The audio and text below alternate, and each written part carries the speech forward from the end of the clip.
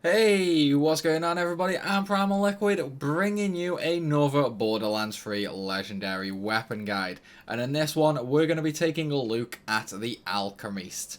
Now, this one is a Torg assault rifle, and it's pretty damn good to be fair, especially for flak. Now, straight off the bat, I am just going to say the Alchemist, the red text for the Alchemist site is you can't gain something without giving something in return.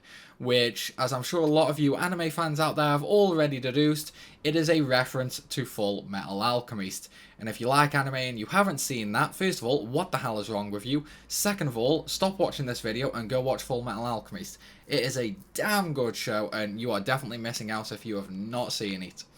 With all that said, though, what makes this gun so special? Well, first of all, it does have a pretty decent magazine size. Secondly, it does have pretty decent splash damage, and it also shoots out what are effectively darts. Now, the projectile speed is really good. I don't know whether that's just because I do have the projectile speed bonus on mine, or whether it's for the weapon in general.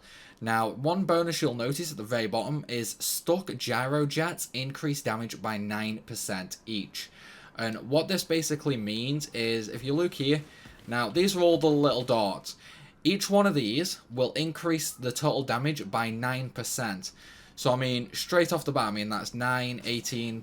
Okay, kind of blew up on me, but what can you do?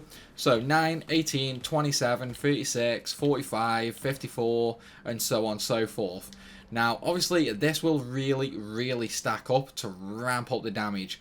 Combine this with someone like Flak for Flak's like insane crit skill. This will absolutely deal tons of damage. It might not be on the same level as a really good roll Torg shotgun for Flak. However, it is still a really good gun. I mean, obviously, like we've got a really big badass over here. We'll just spread some shots around, get everyone nice and lubed up, should we say. One reload, and away they go. Now, one thing you guys might have noticed is it is actually also doing shock damage. Not 100% sure why it does that. I've had a couple of these, and this is the only one that's done shock for me anyway. So, don't know whether it's one of the random parts or maybe one of the abilities for this particular weapon.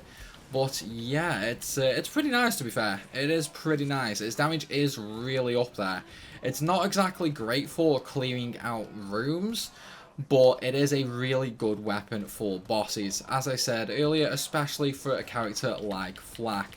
Now, obviously, if you can really get the shots on and get a ton of shots stuck on, one reload is just going to melt things. I mean, obviously, each one of those then was doing 8,000 damage. I'm a Moze character, not a Flak. If this was Flak, each one of those probably would have done about 20k. So, as I'm sure you've already deduced, it is a monster and highly worth getting. But, how do we get it? Well, I got you covered on that as well. So, let's take a look, shall we? So, how do you get it? Well, the easiest way is, because it's a world drop, we can basically just abuse the Tink method. Now, Tinks were hotfixed, however, there is actually a way to basically get rid of that hotfix. You see, on Borderlands 3, the hotfix is actually applied when you're on this main menu here. Which means as long as you aren't connected to the internet when you load up the game, the hotfix will actually not apply. So for example, right now I'm going to close application, so completely closing Borderlands 3. What this does is it removes the hotfix. Because the hotfix isn't actually downloaded and saved on your system, basically, we can trick the game into not downloading it at all. All you need to do is go into network and disable your internet connection. Now, whenever you load up Borderlands 3 and you get to that main menu, because you aren't actually connected to the internet, it's not going to download the hotfix, so we can infinitely farm the Tink method. Now, the reason that we're going to use Tinks is because with this method, as long as you don't have the hotfix on, basically the Tink will spawn 100% of the time in Jacob's estate. And using Tinks, you can get anywhere from like 3 to 4 legendaries per bag opening.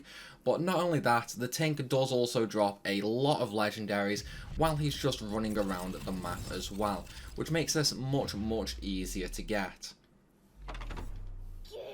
Okay, so now that we're back at the main menu, of course because I disabled the internet connection, we haven't actually got the hotfix downloaded. So all I'm going to do right here is continue game. I've already got the checkpoint in Jacob's Estate. Once I load in, I will show you on the map exactly where you need to go though for this looting. So now that we're finally loaded into the map, this is Jacob's Estate. This right here is the fast travel station where you'll spawn into the map. Simply run around all the way through the map until you get to here, which has a new use station, which is right there. From this new use station, all you need to do is head over the bridge into this little swampy area, and coming out of that little door on the side there is going to be the loot tank. Simply throw a couple of grenades or give him a couple of shots, whichever you want to do, and he will die very, very easily. Now, the buffs on Mayhem mode for me weren't that good, so I killed him incredibly quickly. Ideally, you know, if you keep a couple of shots going on him, he will run around for a bit, dropping even more loot. So, let's take a look. I got a non-stop shield, a tri-bolt, and a stopgap. So, nothing good this time. Unfortunately, the one downside to this method is because the world drop pool is so vast in Borderlands 3, it might take you a little bit of time to get the legendary that you want. However, this is definitely the fastest method of farming legendaries in Borderlands 3. So give it a try. I hope you get what you want. It's simply that easy, guys, that easy. All you want to do now to repeat the method is save and quit. And then as soon as you load back in, you're just going to be straight back over at the new use station, so you can come straight back here and get another loot tank. But that's where I'm going to end this video, guys. I hope you've enjoyed it. If you have, then be sure to hit that like button and leave a comment down below. Of course, if you're new around here, then also make sure you definitely subscribe for even more Borderlands 3 content. As always though, thanks for watching, and I will see you soon.